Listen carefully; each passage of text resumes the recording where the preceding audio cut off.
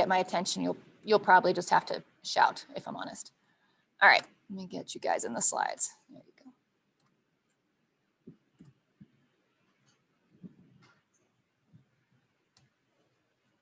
go. All right. So this is basically like the whole class in a nutshell, right? The whole semester is going to be shaped like this, right? So we have 5 units. Each one's going to have its own kind of smaller exam that goes along with it, right? That will be in person down the hall. And so we're going to start with the origin of living things. The way this works, right? The way the class is structured is it starts super, super broad. Chapter 1 is like the nature of life and the philosophy of science, right? And then the whole thing in chapter 2 just kind of collapses in on itself, and we go down to like the atomic level, and then we build it all back up again, right? So this origin of living things, we've got this broad philosophy of science. Chapter 2, we get into molecules and into chemistry for a bit, rounds out unit 1, right? And then we just build it all up, right? We talk about cells, parts of cells. This is where we hit photosynthesis and respiration, right? Then we talk about genetics and inheritance, how all this stuff gets moved around. And then that last unit is going to be a bit more, not tech-based, but more applied, more the way that like everything that we'll have covered in the first 14 weeks gets used, right, in our day-to-day lives, right? That's kind of the shape of the course. We're going to start really broad and then get super tiny and build it all back up again. Right. So starting in unit 1, the origin of living things. Yeah.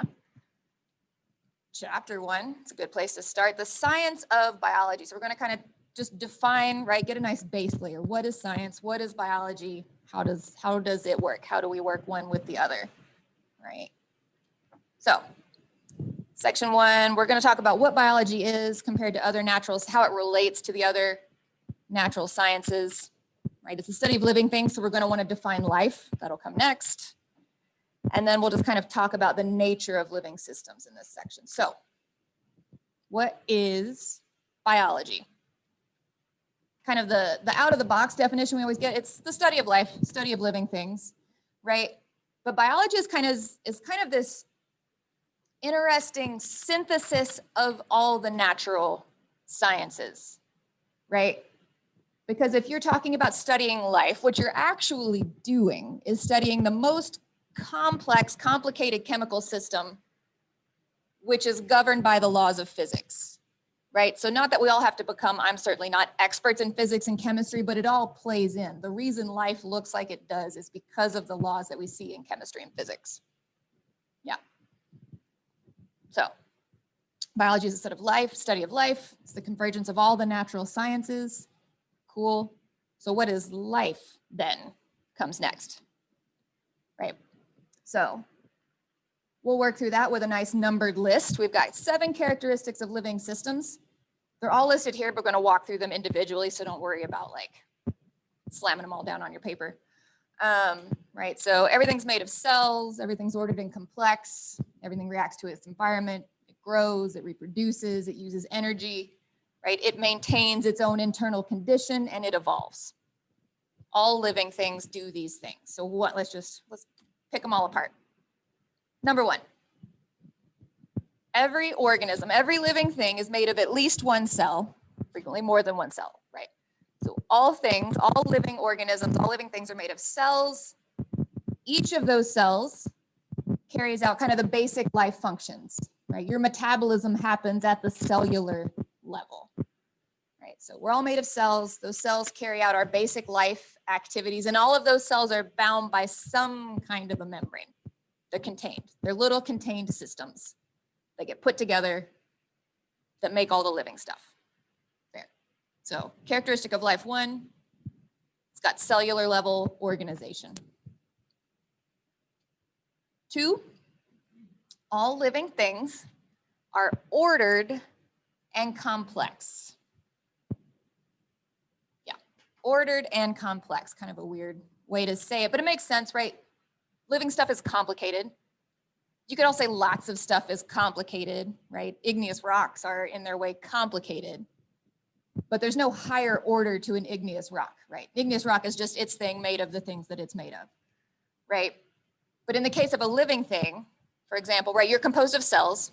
Everything's composed of cells, and each of those cells contains complex organelles made of complex molecular structures, which are undergoing other kind of like reacting to other complex forces, right? There's this nested kind of hierarchical order to the complexity of living stuff that we don't see in inorganic stuff like rocks or air or water. Water is complex, but there's no really higher order to water per se. All right, so everything is complex and highly ordered. Everything is sensitive, right? All living things respond to stimuli, from the tiniest little single cell critter, right, to the giant, right, aspen clones that cover entire mountains in the Rockies, right? Everything is reacting to the environment around it. Plants are growing towards light. If you walk into the dark, your pupils dilate. If you poke an earthworm, it moves away, right? Like no matter what kind of sensory situation you've got going on, every living thing will react to its environment somehow, right? So all living things exhibit some amount of sensitivity.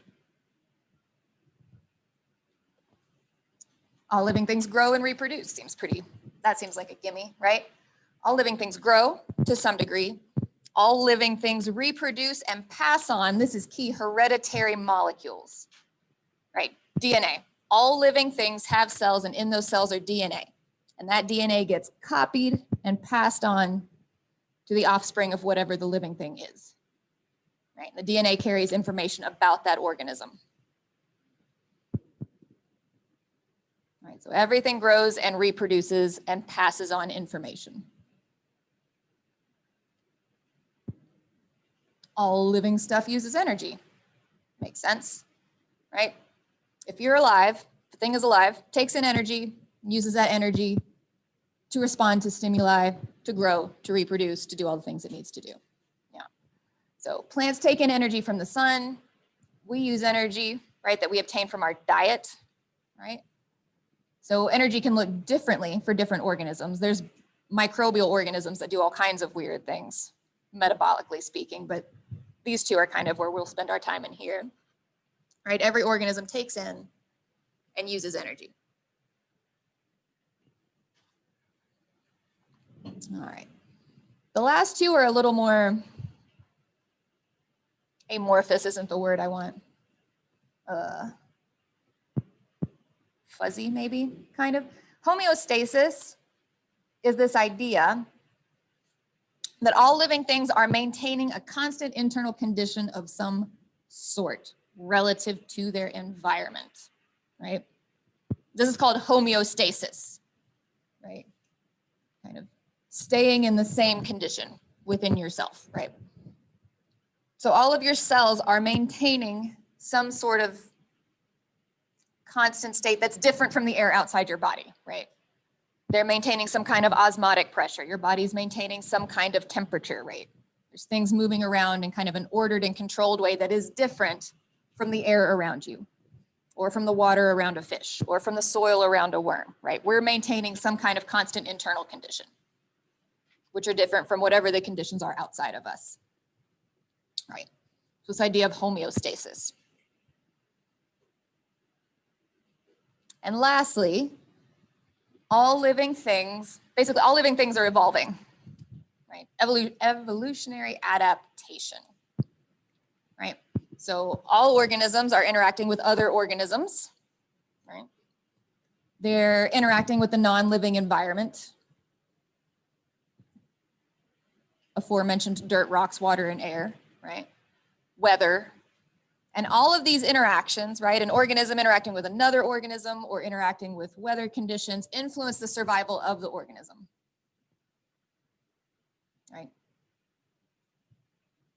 The way an impala behaves or reacts to a lion affects its survival, right? And because of this, right, because our environment tends to not be completely stable, things tend to change and we need to react, right? Organisms will adapt and evolve. Those organisms basically that are better suited to their environment, whatever happens, will survive, will reproduce, And because they're passing along hereditary information, we'll make more organisms like them.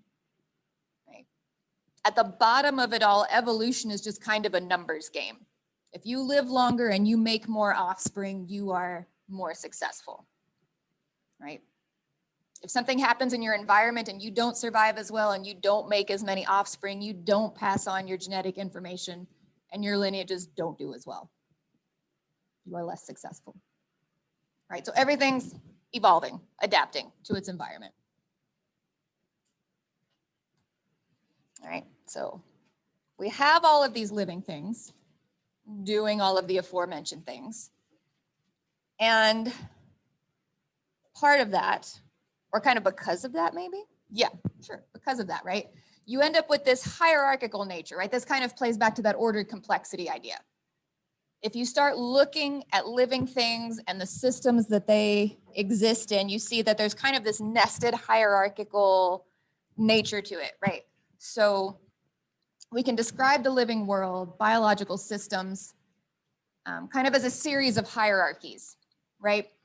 And so in 1101, we're basically going to stay up here in these two pieces. Kind of, we're going to start it right. I said we're going to drop down to the atomic level, which takes us to the bottom of the cellular level, and we're going to work up through the organismal level. When you go on to 1102, you're going to start looking at populations and species and ecosystems, right? This is kind of the 1102 area.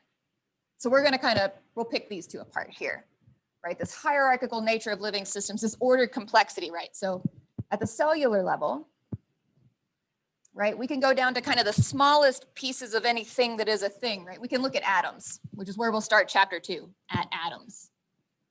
You bring atoms together, you get molecules, right? Molecules together make macromolecules, which just means big molecules, right? These, like DNA. DNA is a macromolecule, right? And groups of macromolecules make organelles, which are the pieces of your cells, right? You could pull it apart the other way. I have a cell, the cell is made of organelles. Organelles are made of macromolecules, which are made of molecules, which are made of atoms, right? You can just kind of build the system up or take it down, either direction. Right? So this will get us through chapter 2, and actually the beginning, this will get us through the beginning of unit 2.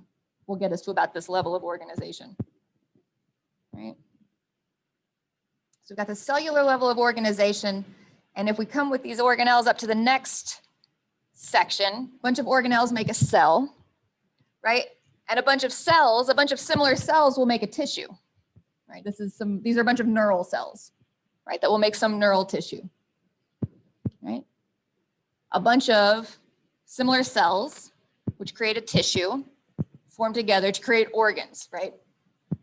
A mass of neural tissue would make up a brain, or a spinal cord, or ganglia, or any of those sorts of things, right? Groups of organs make an organ system, right? Your nervous system is made of organs that are made of nervous tissue. And a collection of organ systems makes an organism, right? It's fairly, like, it's logical, right? So basically, right, this is that ordered complexity. You can kind of build an organism up from the tiniest parts, and you can kind of reduce an organism down to its tiniest parts in kind of a predictable way, right? Once you get beyond the organismal level, like I said, that's more work for 1102, right? Because those organisms will come together to form a population, a species, a community, an ecosystem. And, you know, if you cared to, at some point you end up at the biosphere, right? At the planetary level, if you so chose, right? But this chunk of the hierarchy is for a different class. We're going to stay up in those first two little boxes for our purposes. Okay. All right. So let's pick apart science for a bit, right? We've picked apart biology. Let's pick apart science. We're going to talk about different kinds of reasoning and kind of experimental principles and design and components and that sort of thing, right? Get some vocab that we can use. This section will play, if you're in the 1101 lab, this is a big chunk of the 1101 lab, this stuff. Yeah. So science is one of those just kind of generic words that you don't really think about making a definition for. Everybody knows what science is, generally speaking. We're going to give it a rough definition for our purposes, right? It's just understanding the world around us, or if you're in cosmology, like the worlds around us, if you like, right? You can go further. But it's based on observation and reasoning, right? Looking at things, observing things, trying to just figure things out and understand all the stuff that's around us.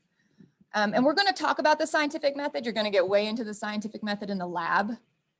We'll kind of have an example framework for the scientific method, but it's going to look different in different sciences with different experiments and questions, right?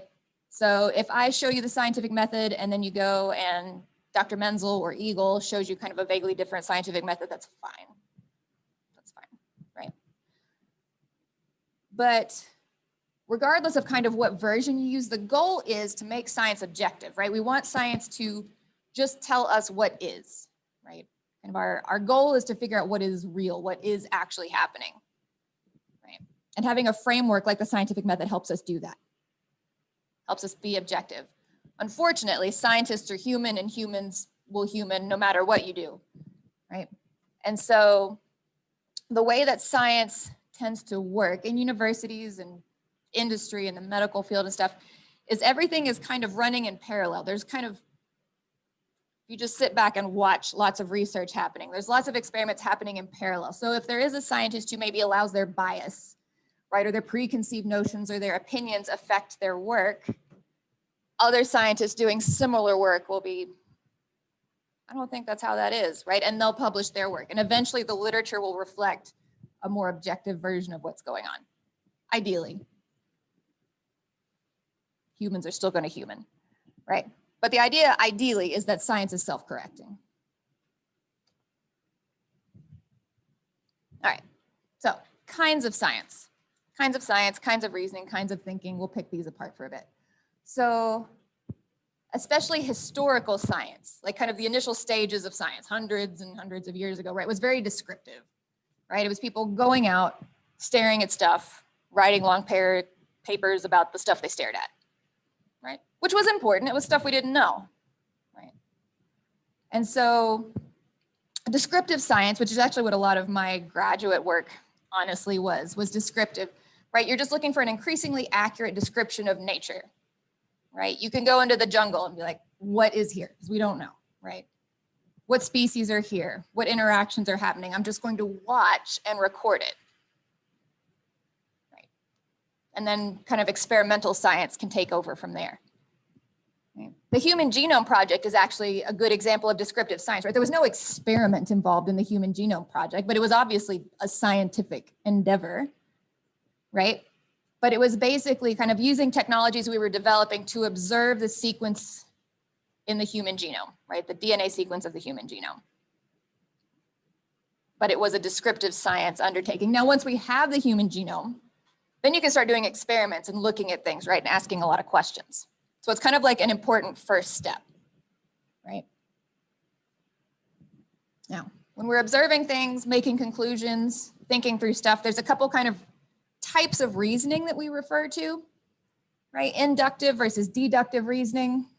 You'll get this in lab as well, right? So we'll pick these apart. So deductive reasoning is using a general idea or principle or piece of knowledge to predict something specific, okay? Right?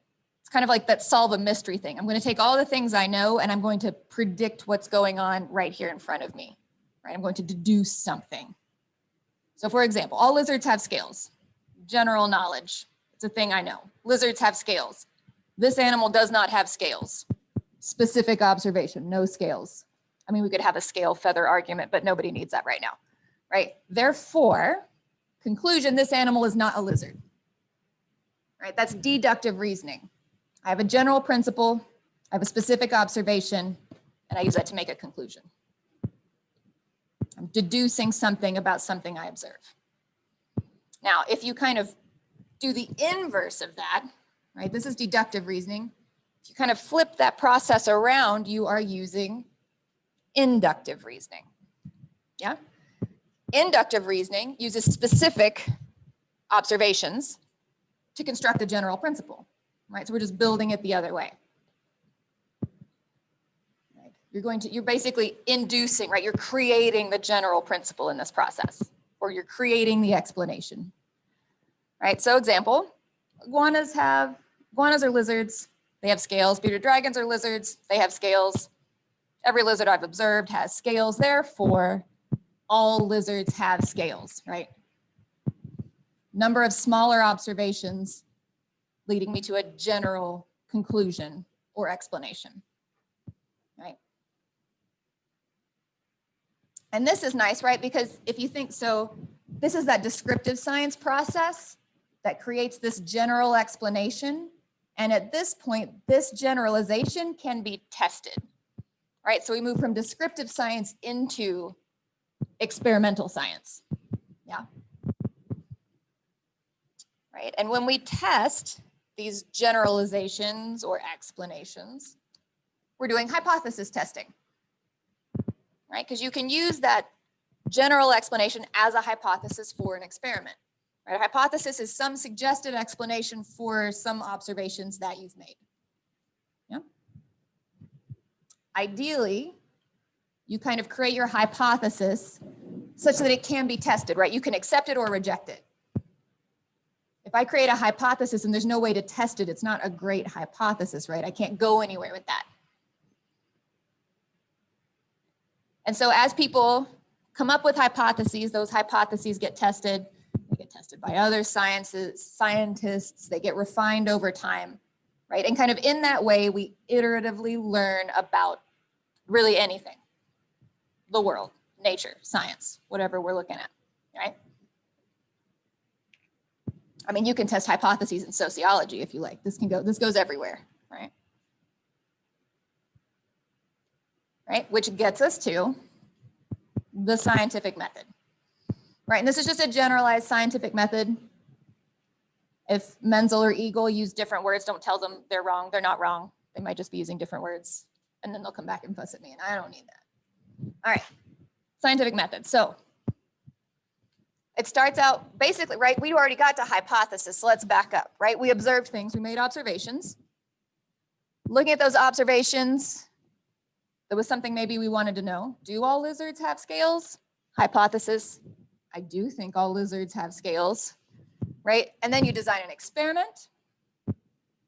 You analyze the results of said experiment, and you draw some conclusion, right? And based on whatever happened, you either accept, right, your results supported whatever your hypothesis was, or you reject, your results did not support your hypothesis. Yeah.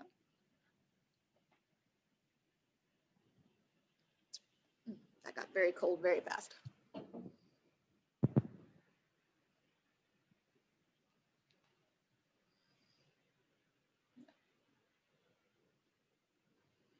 So we make an observation. We look at those observations, figure out what it is we want to know, decide on some possible explanation that we can test, design, conduct an experiment, and then kind of go back and analyze, conclude what we think was going on. Right. There's a more involved version of this figure, 1.3, in your textbook if you want a little more on that. All right, so we got to hypothesis before we looked at the full method.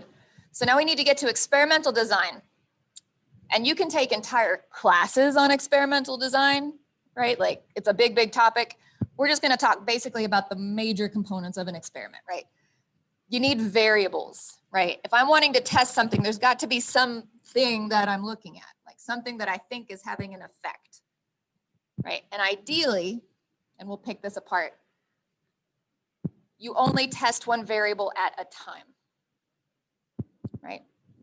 So I've made some observations. I think there is something that is affecting or causing those observations. And so I'm going to create an experiment where I change that somehow, right? That will give me some more information, some more data on what's going on, right? So ideally you choose one variable. If you go into ecology, a lot of time that's not an option. You may have multiple variables. Then the math just gets more complicated. Again, that's its own whole class. But say we can narrow it down to one variable. Basically what happens at that point, I design an experiment where I run it kind of two versions of the experiment in parallel, right? And it's called my test and my control, right?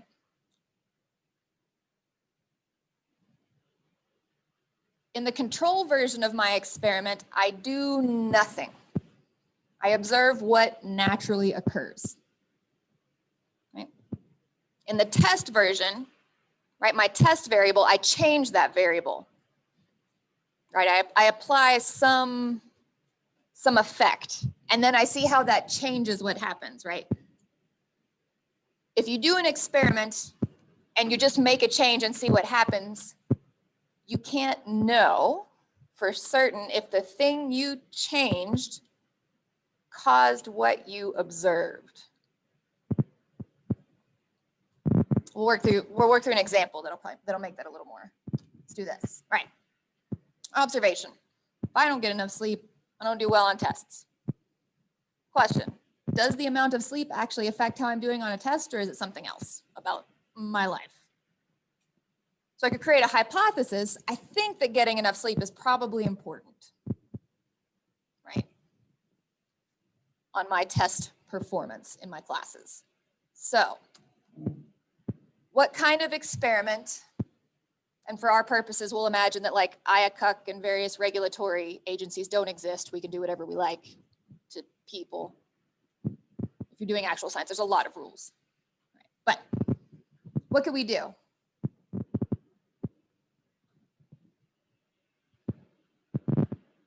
Get more sleep. Ooh. Oh, no, I just turned it way down. What was that? No, I almost heard something. What can we do? I want to know about the effect of sleep on test performance.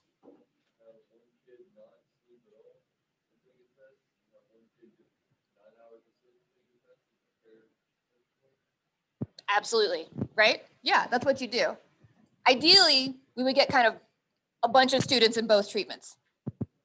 In reality, you can't sleep deprive a bunch of people and make them do things in a class. Rules. But for our purposes, for our example, we'll keep a bunch of people, like put strobe lights in their rooms or something, right? Keep them up half the night. That'd be horrible.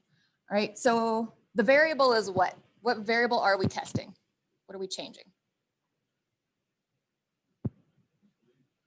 Right, the amount of sleep. And so say we have two students or maybe two groups of students. Say I take a class and I split it in half, right? What happens in the test version of the experiment? Half the students, we do what to them? Yeah, we sleep deprive, we keep them awake at least half the night, maybe all night. Depends on what kind of mood we're in maybe, right? Right, that's our test group. What happens to the control group? They get plenty of sleep. We just leave them alone. Just let the poor guys go to bed, right? Then we give them an exam, grade the exam, and we can compare the results, right? If we just took a class, like if I just didn't let you guys sleep before an exam, you might all do horrible. You might all do horrible because I did a terrible job teaching. There's no way for me to know. But if half of you sleep and half of you don't, right, I have a basis for comparison, right? So you need that control. All right. Now, it's nice to only test one variable. And now, kind of like with lab techniques and stuff, we can get really small. We can pull enzymes out of an organism, right, and observe those enzymes doing things in the lab, right, at the molecular level, right? And that's called reductionism, right? We can kind of pull things apart and look at kind of the smallest of components of a system and see what they do, which can be useful, can be informative, right? By breaking a system down to its component parts, right? That's the idea. If you only want to test one variable, right, you kind of need to look at the smallest piece of something, right? Because once you put an enzyme into an animal, right, then the whole animal is happening around the enzyme. There's a whole lot more things to control for. But you have to kind of strike a balance because some components won't behave the same alone, right? If I pull enzymes out of a rat and see how they behave molecularly in some kind of controlled lab environment, they're not going to do the same thing they would do as if they were in the rat still, right? I might get some idea, but it's not going to be a completely realistic example of what's going on, right? There's also this idea of emergent properties in systems. Kind of at the ecological level, you see this a lot, right? I could take a bird, right? I could take a starling, I could put it in a lab, and I could stare at it for years, right? Write down everything this bird ever did for years. And I would never learn anything about flocking behavior, right? Because one bird in isolation doesn't tell me anything about behavior of birds in a group, right? There are emergent properties because of this hierarchical nature of living systems, right? And so now, right, as our computational power increases, right, we've got the development of kind of this new field of biology called systems biology, where you can use kind of mathematical and computational modeling to model entire systems, right? You can start entering in loads of variables and components and pieces, right? And kind of computationally predict how both the whole and the parts will behave in a very predictive mathematical modeling sort of way, right?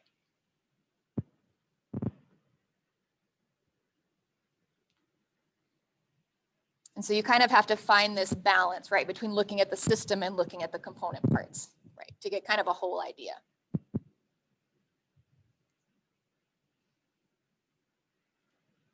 Right. Another way we kind of split when we were talking about different kinds of research is talking about research as basic versus applied. My background is mostly in basic research, as honestly is probably a lot of faculty, right? So basic research extends the boundaries of what we know. It could be mainly descriptive, right? It tends to be funded by agencies and foundations, right? The NIH, National Institute of Health, National Science Foundation, World Wildlife Federation, wildflower societies, all that kind of stuff, right? Tend to fund this basic kind of discovery research, right? Opposed to that, well, actually what that usually feeds into, right? The results of basic research tend to get used in applied research. And applied research really just means applied to human use.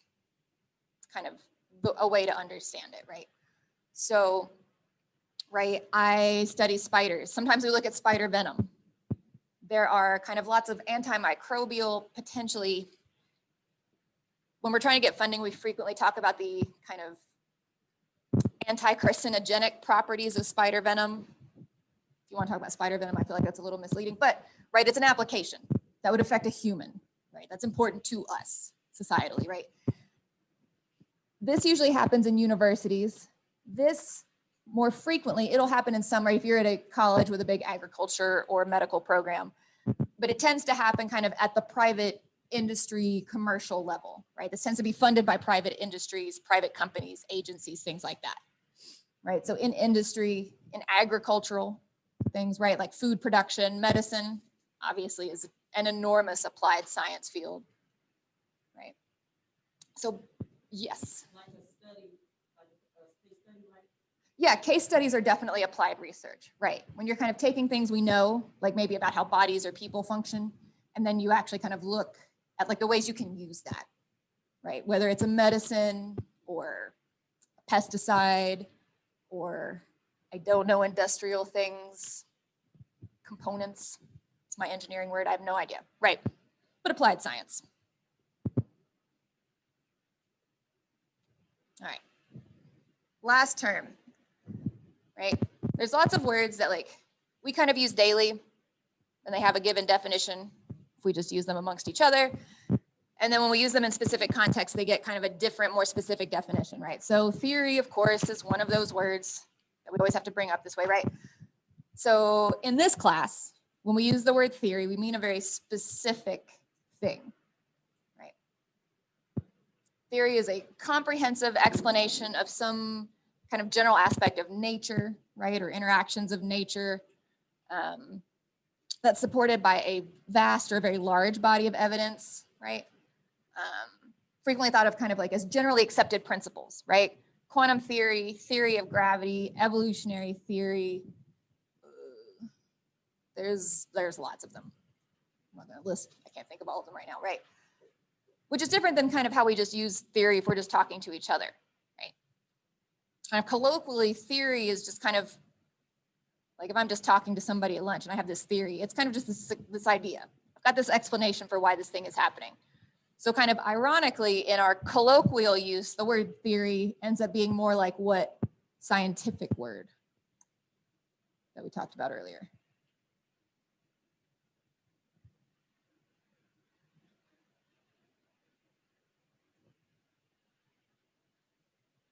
It's just kind of some suggested explanation.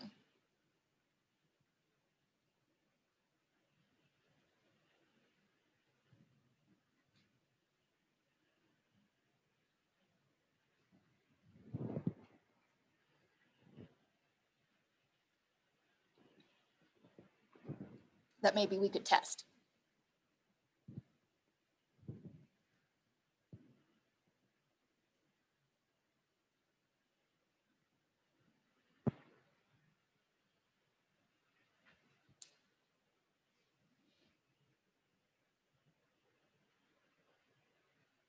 What's just kind of a general explanation for some observations that we've made?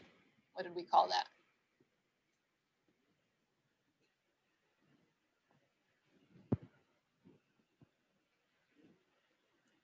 Yeah, so we kind of say theory conversationally, right? But theory is this specific thing, right? It's like theories are based on usually like years of research and loads of data. So it's a conceptual thing, right? And so in science, what is the word we use for kind of a potential explanation? There we go, hypothesis, right? Our colloquial use is theory is closer to our scientific definition of hypothesis. There it is. All right, last chunk of chapter 1. We might get through it. So, biology is a really big field. There's a lot going on in biology, right? If I say I'm a biologist, it could mean, this is not exhaustive, it could basically mean hundreds of things.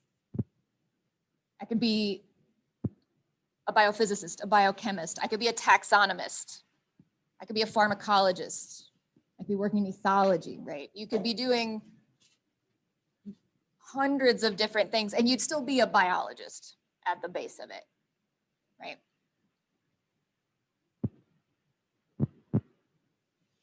So what unifies biology as a science? If we refer to it collectively, it must have some set of unifying concepts that makes it a single thing, right?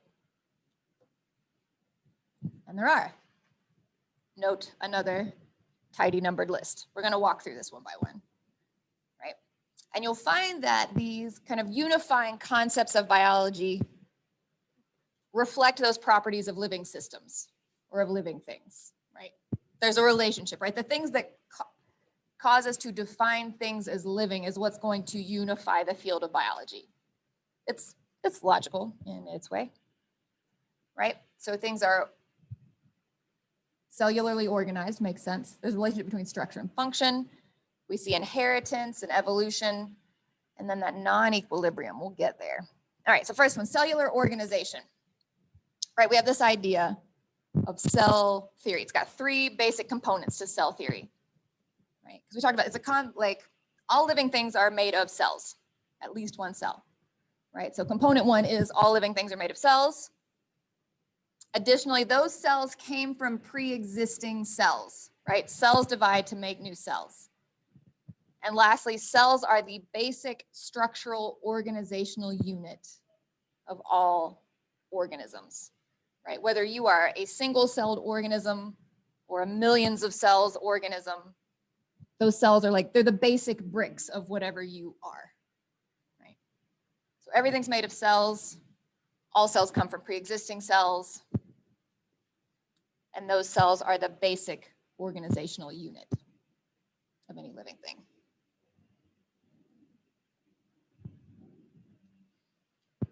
All right. Structure reflects function, right? So we can look at things like model organisms like a lab rat. We can look at the function of different structures, organs, organelles, or systems in a rat, right? And then we can look at similar structures in other organisms like humans, and infer the function of those structures, right? I can look at neurons in a rat and then infer things about neurons in a human, right? Because the structure of those things reflects the function of those things, right? There's lots of medical research, right, works this way. You've got model systems, rats, pigs, things like that. And because they have structures similar to humans, we're able to ask questions that you can't ethically do using humans, right? So structure reflects function. Molecular inheritance. We're not going to get too bogged in the details right now. We're going to have entire sections, basically an entire unit that pulls this apart. But suffice to say that all of your cells contain DNA.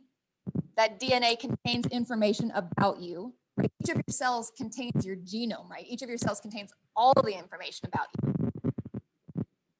right? In the form of DNA, which is divided into genes. And that DNA replicates and is passed on from parents to offspring.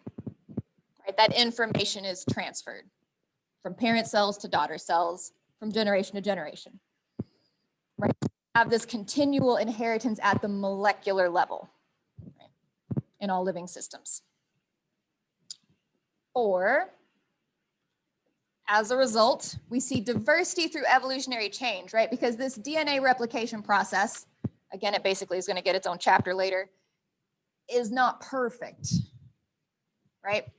It's not infallible. You see mutations, right? DNA changes over time because the copy is never perfect or is rarely perfect, right? Sometimes these mutations cause the offspring to be inviable. Sometimes these mutations cause changes that don't make any difference at all. Sometimes these mutations cause changes that cause that offspring to be more successful. And then that version of the DNA will tend to be passed on and seen more in a given population, right? So we've got this molecular level of inheritance. Because of the way those molecules are inherited, we see diversity through evolutionary change. And lastly, I'm gonna just get it in there, right? Just to mention, again, this will come more into 1102. Sorry, forgot where I was going, right? We've got 3 domains, archaea, bacteria, and eukarya. Right, we'll go ahead and split eukarya into its 6 kingdoms, right? Plants, animals, fungus, and all those tiny guys, right? So, right, because of this, right, you see this huge diversity of life. All right, we're gonna zip just a little bit. Lastly, non-equilibrium, right?